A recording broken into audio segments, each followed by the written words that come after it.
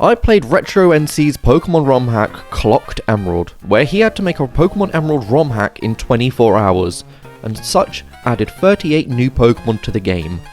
And today I'm going to capture them all and beat the game. So, as they say in the glorious nation of Latvia, Sāksim video. Sāksim video. So let's start the game catching all of the new things, including getting one of the starter Pokemon, and I picked the Fire starter, which is based off an hourglass, with time slowly fading over time and burning out, so to speak. The Grass starter being based off of metamorphosis and aging, and the Water starter being based off pollution and how things deteriorate over time. Going through this game, the shiny odds are 1 in 100, hence why my first wild encounter was a shiny, which I cannot capture because I haven't beaten the rival yet. This was a Frossom, an ice normal type possum that has Sand Rush for some reason. This Pokemon was made to help tick off a Pokemon for each type, which was one of his challenges in the video. Finding a shiny before getting Pokeballs. Well, that wasn't a very lit start. Oh, brother, this guy stinks! Moving forward, we can capture a shiny Wagchirp, based off the Latvian national bird, the white wagtail. Also incorporating folk song and dance, which are key aspects of their culture. Learning is fun when you involve Pokemon. Also, a strange quirk with this ROM is that with the shiny odds being changed how they are, now trainers can have shiny Pokemon too, which is like I'm battling other shiny hunters. Moving onwards to Petalburg Woods, I won't bore you with the trainers, but I will bore you with my commentary of each Pokemon instead, capturing Nutmash, which is based off a Skylander figure in the creator's room. I wonder what Pokemon I could make with Sync in my room. And then just east of Rustboro I can capture Nobby and Ristle. Nobby being based off a Roblox character, I honestly don't know what his name is supposed to be, is it Roblox Steve or something like that? And calling it Nobby isn't a great name for a big English man like myself, because Nob means penis. And Ristle, which is terrifying and based off a beetle from the game Risk of Rain 2, which the creator really likes on his Steam profile. I haven't played a game on Steam for years. I think the last one I played was Binding of Isaac. How would a little bald child with the power of Christ in anime on his side work as a Pokemon? That's all we can capture currently. This isn't a Professor Oak's challenge or anything, so we just go straight into Roxanne's gym. Battling Roxanne's updated team of 5 took the entire team, winning only thanks to the power of Bullet Seed from Nut Smash. She's got quite a ground type heavy team, despite being a rock type gym leader. Obviously my Fire starter was no use here. After beating her, we get the badge and can move on to Dewford Town. Before getting to the second gym, let's have our very first Latvia fact. The capital city is Riga, and their flag is really cool. I love flags. I'm very into my, what is it called? Vexology? Reflexology? No, that's when you move your arm and your joints. I just really like flags. Now we can make 2 more new captures, including going into Granite Cave to get a bootleg Grimer based off of AI Slop and Mozart. What an odd combination. Going back to Route 103 after getting the old rod to fish up a few golden fish, not really what I wanted. But what I did want was a turtle blocking its windpipe with an entire pearl. Too good for a plastic bag or straw, are you? You're the reason we have these rubbish paper straws. You eat plastic like every other turtle. I also got the EXP share making training easier, and I'll have to do a lot of it if Brawly's gym is anything to go by. And a helpful note for people who make ROM hacks of Gen 3, remove this stupid fishing mechanic, it stinks. Back in Dewford, this video is sponsored by Small Collection. Small Collection is the trendiest thing happening in Dewford Town right now, and it's about to make a big splash in the Hoenn region. You can get Small Collection figurines, toys, plushies, magazines, sex toys, and clothing items. And if you use my code SUBSCRIBE, you can get 20% off your Small Collection purchase. He destroyed me with bulk up spamming electric fighting type Shockip. Even with my now part ground type starter who evolved just before the gym, it wasn't enough. So I moved forwards to get my team stronger, beating the rival who was extremely tough, just like every boss trainer in this game has been so far. During this, I also evolved my regional bird, and it becomes the most perfect specimen in the world. I mean, it's got a little baby, it is adorable, holding it aloft like it's the Lion King. And it's also a part fairy type, which will help in resisting fighting type moves. And evolving Frossom into Issident, but a normal ice type won't be too much help in the fighting gym. The Shockip taking over the Makuhita really helped, since its last Pokemon is just a Meditite who spams Focus Punch. Another strong fighting type at the end there, and it would have been curtains for my mental health, as I probably would have been doing this battle for another few more days. In a shocking Turn of events. Watson was pretty easy. I went straight to his gym because there is nothing new to capture in this section, and Ristal, despite being a silly, creepy little guy, really carried here with Mud Slap and Mud Sport.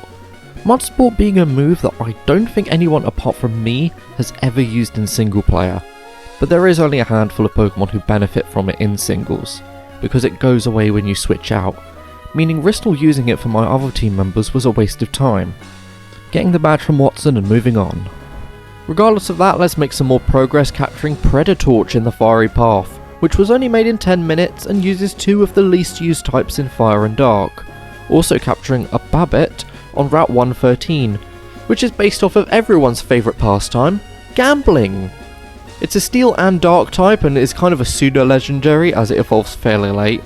Finally reaching the Meteor Falls, I can capture Jaleco, which is a bipedal Komodo dragon that spits hot syrup instead of acid because it's part fairy type, meaning that instead of shooting extremely hot acid that will burn your skin, it shoots extremely hot sugar that will burn your skin. I also evolved Helone into Whirl, it absorbing the power of the pearl that it's choking to death on, kinda like a Parasect but with less parasitic zombie. We beat Maxie and I can go on to fight Flannery, and this battle really solidified my status as an Unk, as I just can't sit down and play Pokemon mindlessly anymore. I actually have to think about the moves I'm using and strategies and all that because this gym just took it out of me. Sorry to all my subscribers, but your goat is officially washed. But speaking of washed, even though I didn't even use any water type moves, we did beat Flannery, but that was mainly because her Pokemon used Swagger on a Pokemon with own tempo, which can't be confused. And again, we cannot capture anything new before Norman, so it's just getting a few more evolutions. Nobby evolving into this absolute unit. I also see the shiny form of Nobby's evolution, and it sure is something. And our starter evolving into its final form where it has some sort of massive cowboy fire hat thing. We beat Norman with the power of the big strong man, with a lot less pain and suffering than the last few gyms. While it plays in the background, let's go to Latvia fact number 2. And a 2008 study shows they have the worst healthcare system in Europe. So using Pokemon centers in this hack probably isn't ideal, and that's probably why my Pokemon have sucked through this entire game. Using the power that we have gained of surfing, now all kinds of things can open up for us, including getting a lot more captures towards our Latvia decks. Firstly, I captured a Troshop just north of Rossborough, which is based off of your typical RPG Mimic, and it also has 1 HP for some reason. And moving onwards to Route 119 on the way to Fortree, we can capture the 2 other starters, the Grass Bug type Sprog, and the Water type Rivflash. The Fire type starter I believe is found in the Magma Hideout, which is why I picked that one first. The guy at the Weather Institute also gave me a cast form, which I don't really care about, and the rival may have the Water starter, but mine is shiny. And just after the Weather Institute and the rival battle, I can go to Route 120 to capture Shochip, aka the bane of my existence versus Brawly. There's not really any inspiration for this Pokemon from the video that I found, it just kind of turns up and proceeds to kick my ass. The plug is a European one, which is only second to the UK outlets. And yes, we have immense pride over our outlets. And on that route there is also the Scorched Slab, where you can capture Nightbite, a little ice knight guy who was the same inspiration as Shochip, where it doesn't have any, it just kind of appears. Our Nutmash evolves into this giant wood guardian and becomes rock grass type, just like a truly Wudo. Our regional bird takes flight in its final form with the Latvian flag on its tail, in its non-shiny form at least. Ristal evolves into a beta Mega Heracross. The water starter becomes a water-bending Krill, and the grass starter hits its middle stage, being called Mid. And all of this happened because I just wanted to train up before fighting Winona. Going to train against Team Aqua at Mount Para, and I captured Drabba in the grass, and god damn, look at that ass! After a quick goon sesh to that almighty Pisteria, I had a quick evolution with Nightbite becoming Frostbite, and an Ice Dark type Pokemon akin to Sneasel, and now go to challenge the gym, in addition with my fully evolved Water starter, giving us a current Pokemon total of this out of 36. I don't know it, I haven't counted yet. This is the only super effective move I really have against it, and her team doesn't really do too much aside from the Altaria. So after beating that, we can just get the badge and move on, getting the ability to fly. After clearing out the Magma and Aqua hideouts, I can turn my attention to the dreaded Doubles Gym. Obviously I need more power to fight these psychic monsters, evolving Middling the grass starter into its final form, Wise Bug Yoda. Sharkip into its final form of the Cowboy Rodeo Plug, yeehaw! And the Pearl Pokemon, not Pokemon Pearl, being more Pearl than Pal. And it's a shiny, which I didn't mention, so does that make it a Shining Pearl? Anyways, this gym was very tough with my reluctance to train, and I end up using healing items in battle, one of the 7 deadly sins for Pokemon YouTubers. Yeah, I just wanted to see more funny monsters and capture them rather than train things I'll never see again. It's just more logical to get through the story because you all know what Emerald is. Their teams are the same apart from just adding 2 editions of the Pearl line, and we all know they're pretty damn strong. Eventually beating the gym and moving on to the end of the game. Saving the Space Center from Team Magma first, and Steven's Pokemon have the shiny Sparkle despite not being shiny themselves, which is strange but also kinda cool.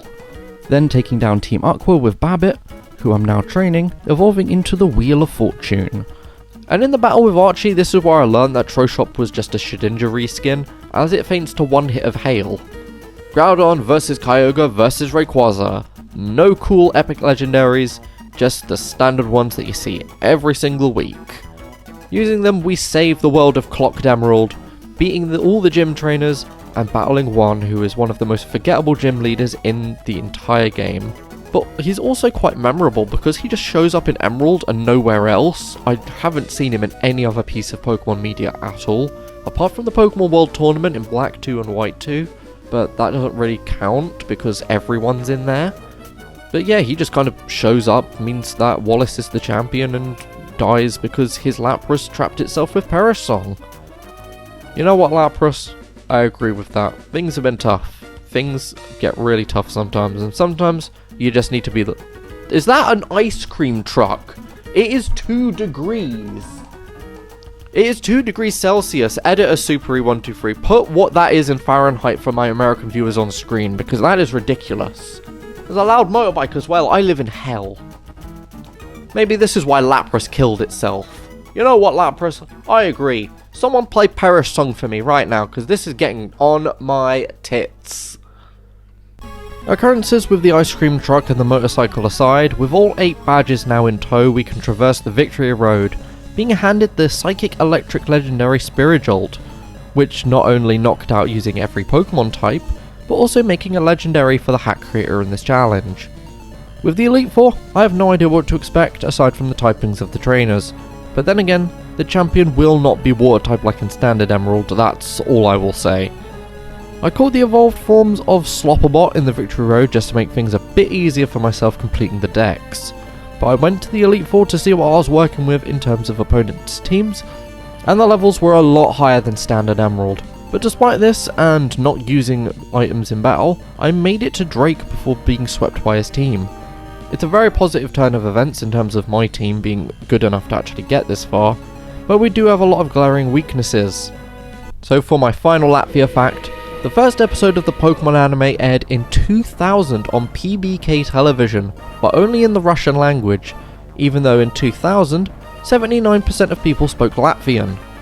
This was until Latvian TV station LNT started to air the episodes in Latvian on September 6, 2001.